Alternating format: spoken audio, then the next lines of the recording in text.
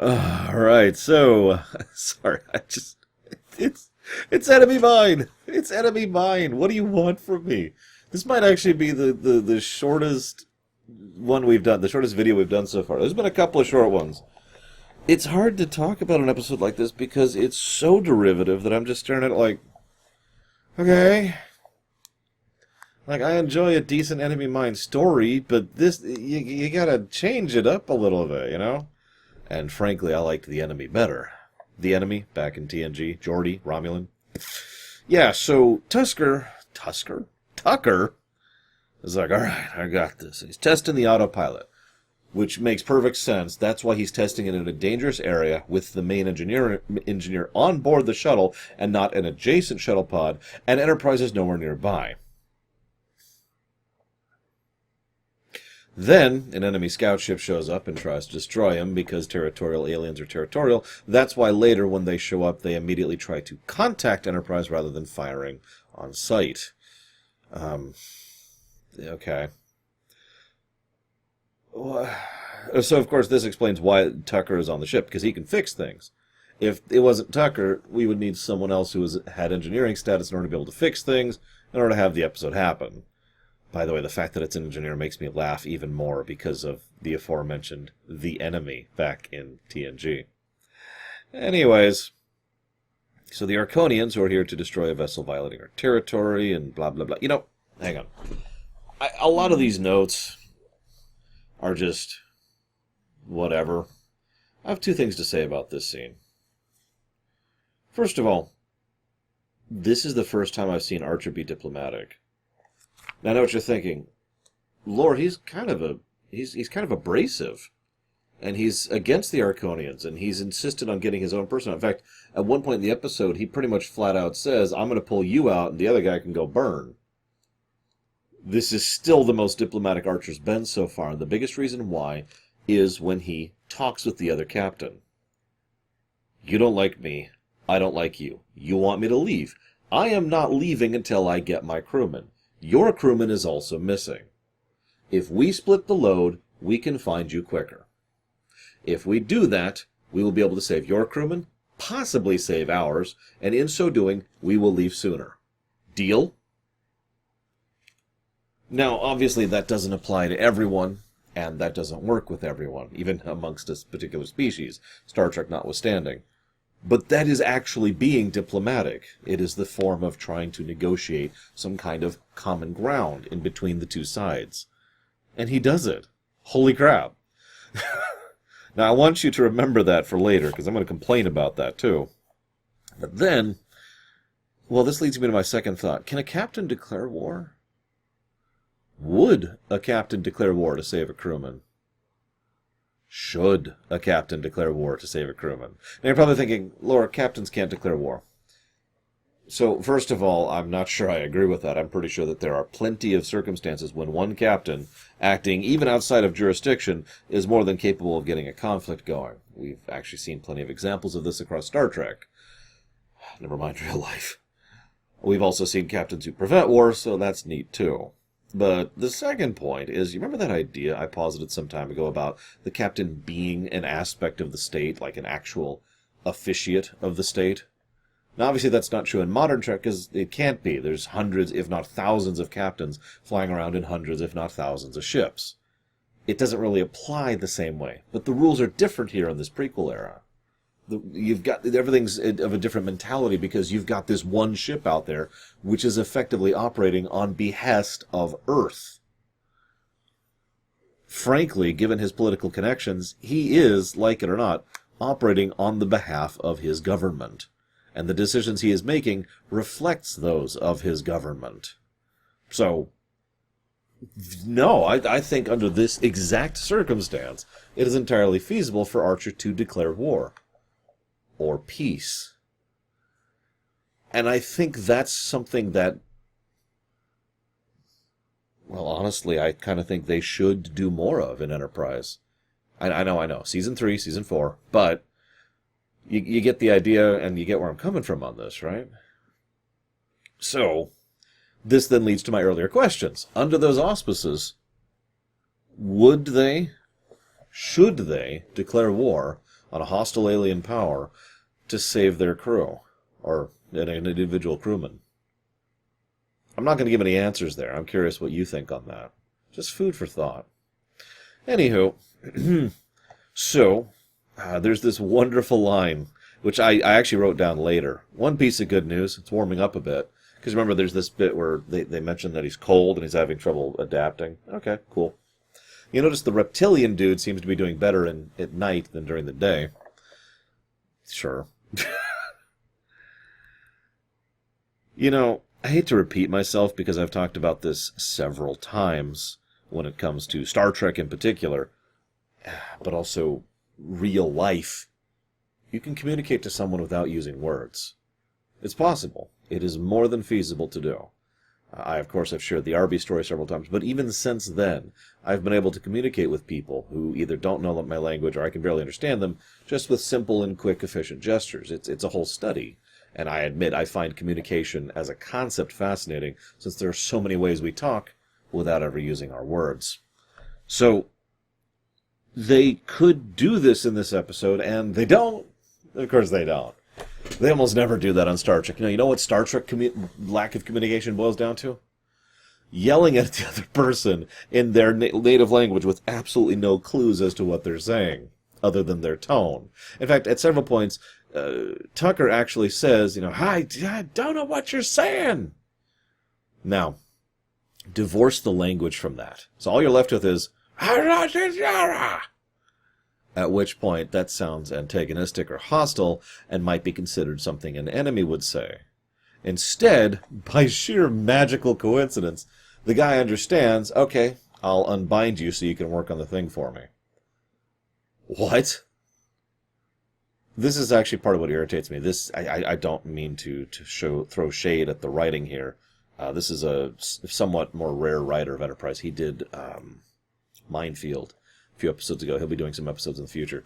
And they just understand each other because the plot needs to move forward. So, whatever. By the way, Greg Henry, the guy who plays him, he played Gallatin back in Insurrection. Just little anecdote there. He does a decent job of portraying the alien, and I will give the episode credit. The aliens are decently alien. They have different water, they have different food, they have different temperature requirements, they have different movement tics. I want to give a lot of the credit for his performance actually to Roxanne Dawson, who was the director of this episode, because he would do things with his body language which weren't typical human several times. And it helped with the overall performance, I think. So credit where credit is due to actor or director or both. So Trip spills the water after trying to heal it, or drink it, excuse me, which doesn't work out that well. I'm not sure what he thought drinking a random bit of liquid, I stress, from someone. That could have just easily been alcohol. In real life, there are several circumstances where the emergency rations of water are actually booze. Now, you might think, oh, drink it up, but actually having alcoholic drink, I mean, that's going to stay good longer, right? Under worse circumstances. I'm just saying. But no, from the way that, I don't remember his name, the Gallatin actor, Greg Henry's character, acts, it's clearly water. It's something precious and not to be spilled. So, Tucker spilling it, well, that's great for diplomatic relations. Also, he's got healing spit. He spits on his arm, and the wound just heals itself. Okay, I'm not even going to begin to talk about how nonsense that is, because later on in the episode he spits in Tucker's eyes, and it distracts him temporarily. That's it. If you guys have taken one thing away from me analyzing and dissecting fiction for the last 10 years, as of when this video is going live, 9 years from my perspective. Consistency. If you're going to use some made-up nonsense tech, you establish the rules for it, and then you follow them. So, healing spit distraction doesn't really line up for me.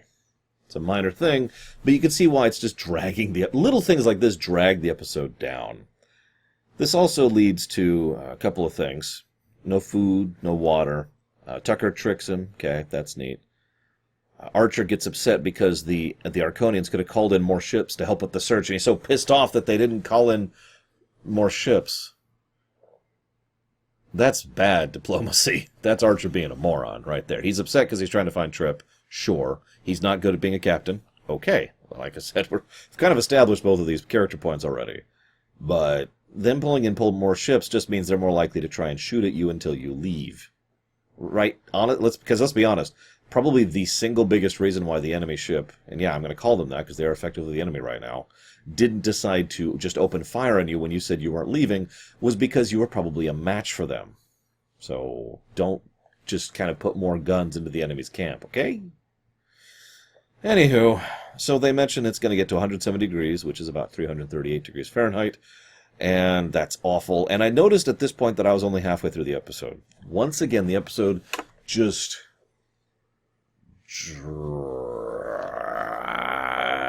onwards.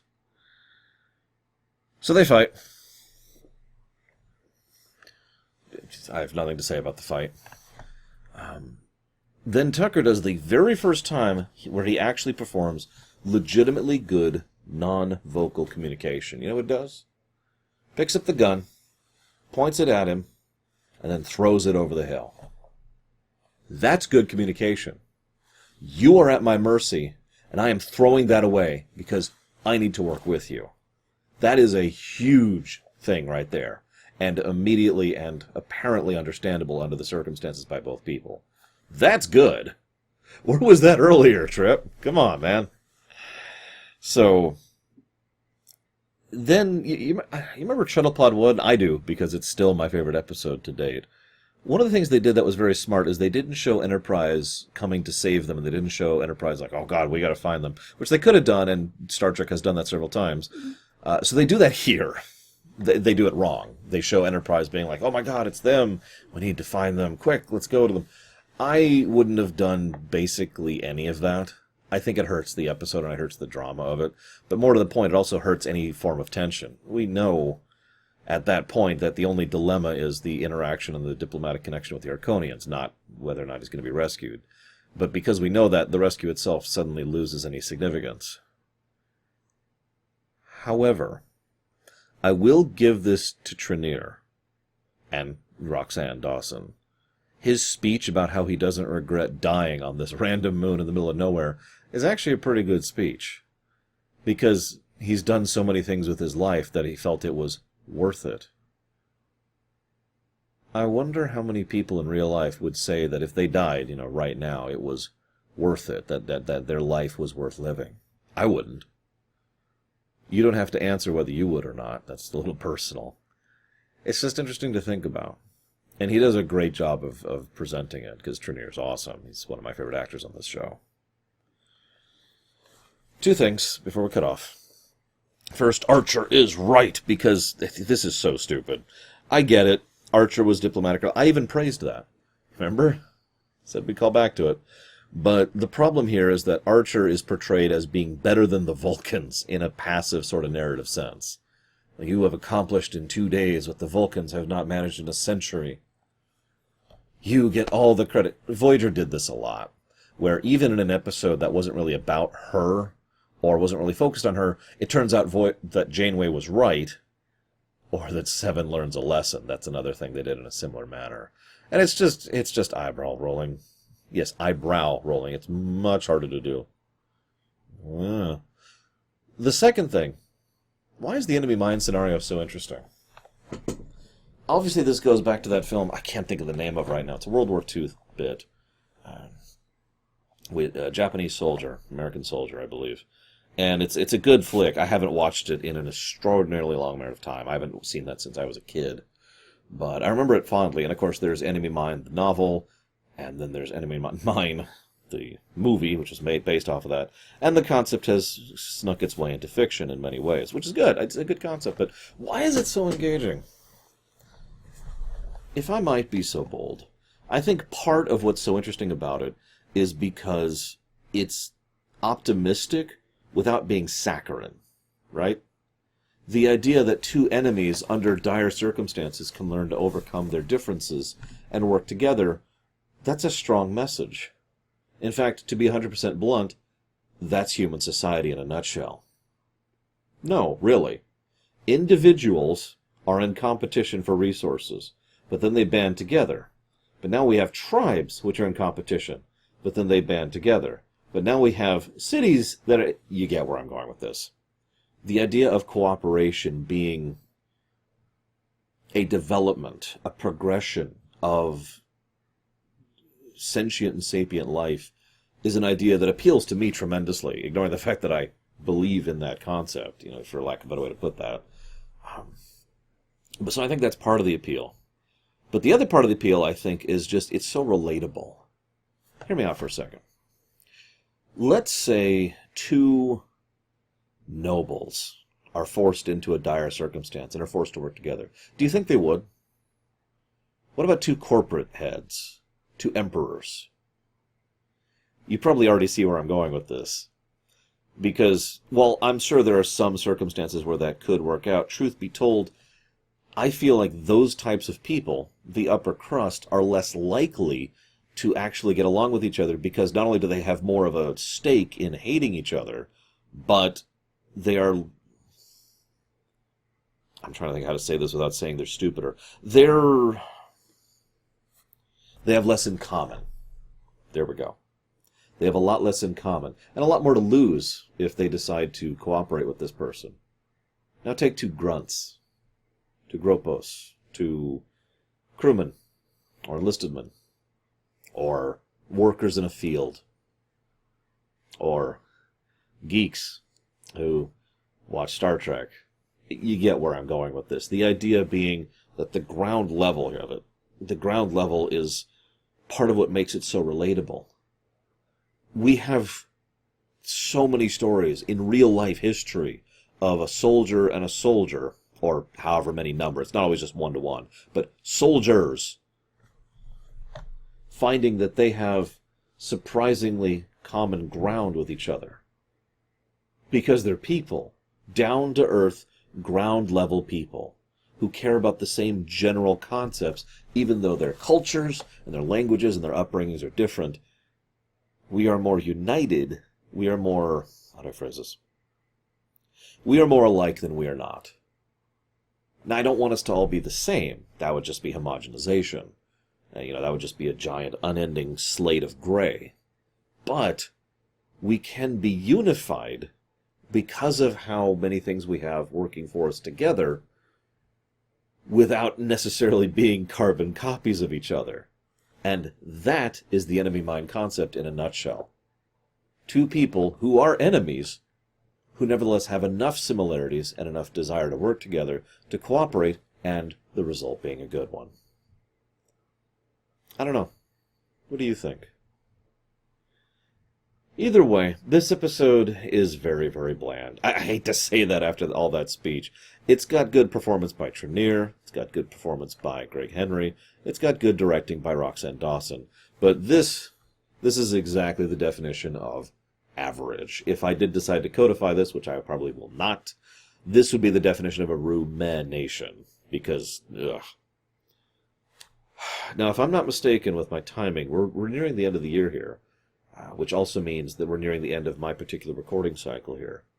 So I hope you've been enjoying as we've been going through Enterprise. I'm actually hoping to be in a different studio when we start the stuff that's going to be happening in January, which from your perspective will just be another week, but for me, that's going to be a bit of a gap. Nevertheless, I do hope this has been enjoyable. I hope I've been doing my job properly.